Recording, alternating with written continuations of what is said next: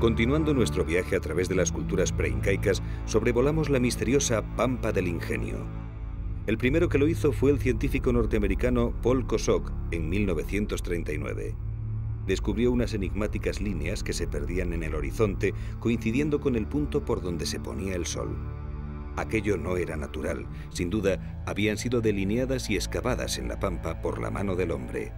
Pensó que se trataba del mayor libro de astronomía del mundo. Pero no solo se trataba de líneas, también había dibujos enormes que solo se podían ver desde el aire y a cierta altura. La matemática alemana Maria Reich continuó las investigaciones. Dedicó 40 años de su vida al estudio de las líneas y dibujos. Efectivamente, muchas de ellas coinciden con solsticios solares y con ortos lunares, pero según la investigadora, la Pampa fue dibujada en el primer milenio de nuestra era por el pueblo Paracas y Nazca. En sus estudios hace la siguiente reflexión. ¿Cómo y para qué fueron realizadas por una cultura supuestamente primitiva que no podía volar? Solo podían haberlas planeado y dibujado a una escala menor. Pero ¿cómo pudieron luego trazarlas en su sitio y darles la orientación correcta? Es un enigma cuya solución tomará todavía muchos años.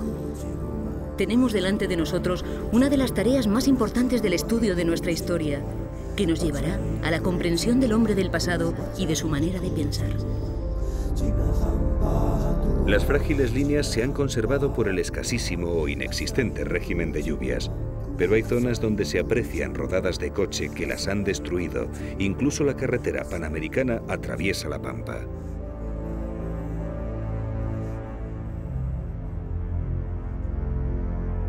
La colección de más de 16.000 cráneos del Museo Arqueológico de Lima permite el estudio patológico de estas antiguas culturas. Estos cráneos Paracas y Nazca fueron sometidos a una traumática deformación, al parecer tan solo por criterios estéticos. La cabeza estilizada y apepinada era símbolo de clase alta. Las deformaciones se conseguían atando dos tablillas, una en la parte frontal y otra en la occipital, y aumentando la presión progresivamente. Con el paso de los años conseguían una frente plana y una bóveda elevada.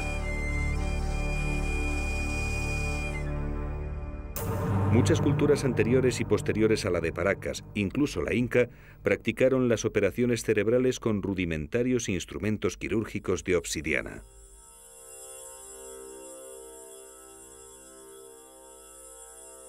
Las trepanaciones se realizaban bajo los efectos enajenantes de la chicha como única anestesia. Normalmente curaban fracturas y hundimientos craneales producidos en la batalla y en menor número cefaleas y otras patologías. El porcentaje de pacientes que superaban la operación era pequeño. En estas muestras vemos con claridad cómo el hueso había crecido en aquellos que sobrevivieron a la intervención. También se aprecia claramente los que no la superaron.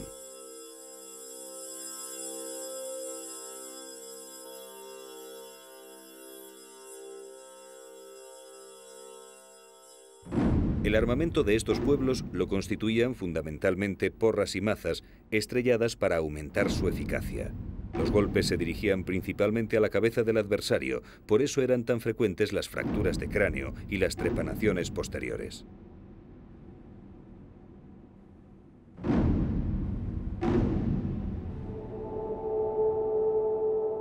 Las batallas eran frecuentes y crueles en estas civilizaciones antiguas.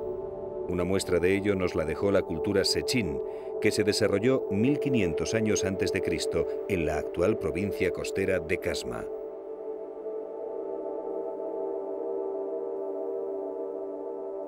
Las estelas que cercan un edificio rectangular de piedra nos hablan de una batalla donde vencedores y vencidos están representados con una sorprendente técnica de bajorrelieve.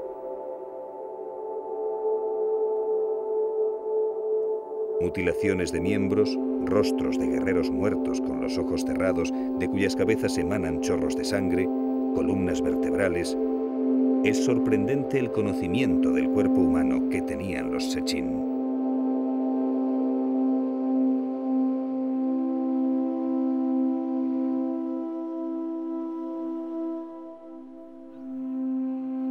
Esta estela representa los ojos de los vencidos. En otras encontramos intestinos, trozos de pelvis, huesos.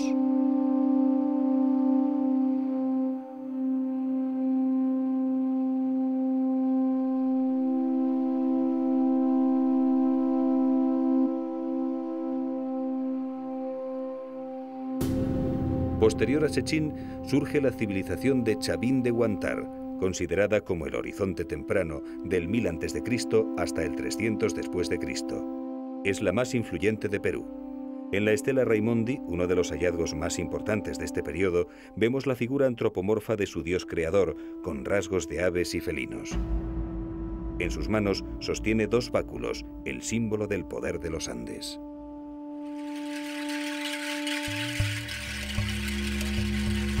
En cualquier rincón del Perú vemos pirámides y huacas. Es un enorme tesoro arqueológico del que los expertos estiman que se ha encontrado un 15% más o menos.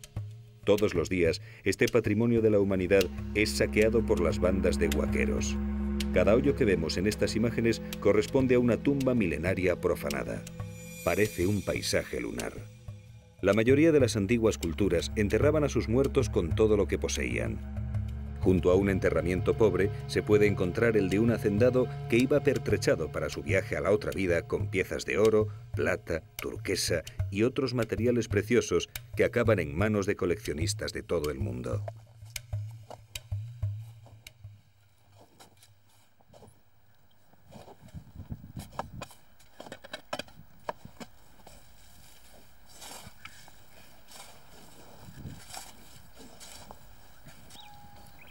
Son pobres y su necesidad les arrastra a esta actividad clandestina. Se arriesgan a ser detenidos. La pena mínima en Perú por el saqueo de lugares arqueológicos es de 10 años de reclusión.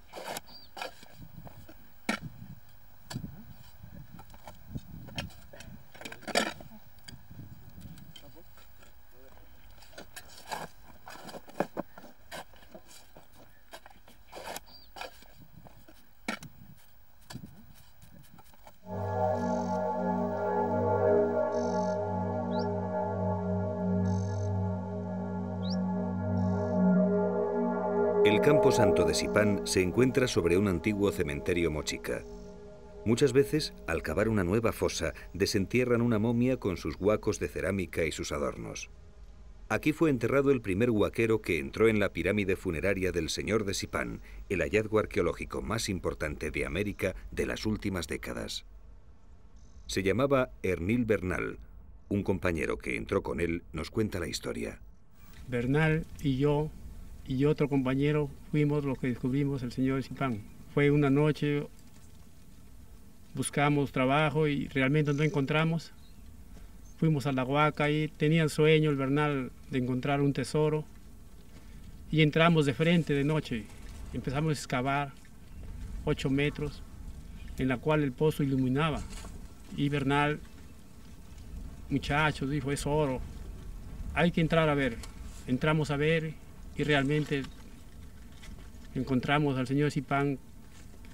Alrededor tenía adornos bastante oro. Y nosotros entramos y empezamos con delicadeza a coger las cosas. Y empezamos a saquear más. Pero el pueblo se nos amotinó y Bernal empezó a botar tierra con oro y la gente empezó a coger todo lo que es el pueblo Sipán. Empezó a coger piezas y esa gente se fue contenta. Al segundo día nosotros ya no llegamos al sitio ya, por temor a la policía, que realmente nos custodiaba el sitio ya. Bernal era muy querido por el pueblo porque sus riquezas, lo que él realmente encontró, al pueblo le empezó a regalar. Todo Sipán se enteró del fallecimiento y todos los pobladores de Sipán fue un llanto. Murió en su casa, lo tomaron como si fuera un delincuente, entraron armados los señores con arma en mano y empezaron a balacear todo lo que es alrededor de su casa. Más de 250 policías, de tanto balazo que tiraron, él salió por una esquina de su casa y lo mataron a sangre fría. Un hombre tan bueno, tan honesto, tan trabajador, un buen saqueador. Afortunadamente no llegaron a la cámara del Señor de Sipán, pero destrozaron la de un sacerdote. Generaciones enteras de saqueadores se han dedicado desde la llegada de los españoles a la destrucción sistemática de los vestigios arqueológicos del Perú. Todos los días, las partidas de profanadores dirigen sus pasos hacia una nueva huaca para intentar dar de comer a los suyos con los miserables dólares que consiguen de los traficantes de antigüedades.